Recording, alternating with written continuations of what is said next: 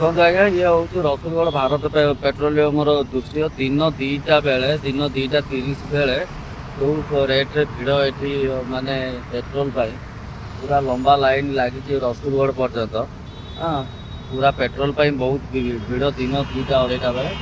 ଆମର ତ କିଛି ଟେନସନ୍ ନାହିଁ ଭାଇ, ଆମର ଓଲା ଅଛି ଜିନ୍ଦାବାଦ। ଆମର ଭାଇ ଚାର୍ଜ ବସେଇଲେ ଥରେ 140 ଥରେ ଚାର୍ଜ ବସେଇଲେ 140। ଆହୁରି ମୋ ଟେନସନ୍, ଆମର କିଛି ଅସୁବିଧା ନାହିଁ ଭାଇ, ଆମର ଓଲା ଅଛି ତ ଜିନ୍ଦାବାଦ। ନା ଆମେ ସେ ଲାଇନ୍ରେ ଠିଆ ହେବାର ଅଛି ନା କିଛି କରିବାର ଅଛି। ଯାହା ହଉ ବର୍ଷେ ପୂର୍ବରୁ ମୋର ଗୋଟେ ମନକୁ ହେଇଥିଲା, ଓଲା କିଣି ଦେଇଥିଲି ବର୍ଷେ ପୂର୍ବରୁ। ଯାହା ହଉ ମତେ ଲାଗୁଛି ଆଜି ତା ଫାଇଦା ମତେ ମିଳୁଛି। ବରଂ ଡରି ଡରି କିଣିଥିଲି, ବାଟରେ କିଛି ଖରାପ ହେଇଯିବ କି କ'ଣ ପ୍ରୋବ୍ଲେମ୍ ହବ, କୋଉଠି ରାସ୍ତାରେ ଠିଆ ହଉଛି ବହୁତ ପ୍ରୋବ୍ଲେମ୍ ହଉଥିଲା। ଯାହା ବି ହଉ, କିନ୍ତୁ ଇଏ ଯୋଉ ଖରାର ସେ ଯୋଉ ଠିଆ ହେଇକି ପେଟ୍ରୋଲ ପମ୍ପରେ ପେଟ୍ରୋଲ ପକେଇବା, ଏ ଭାଇ ବହୁତ ଭଲ। ଯାହା ହଉ ମୁଁ ବଞ୍ଚି ଯାଇଛି ଭାଇ।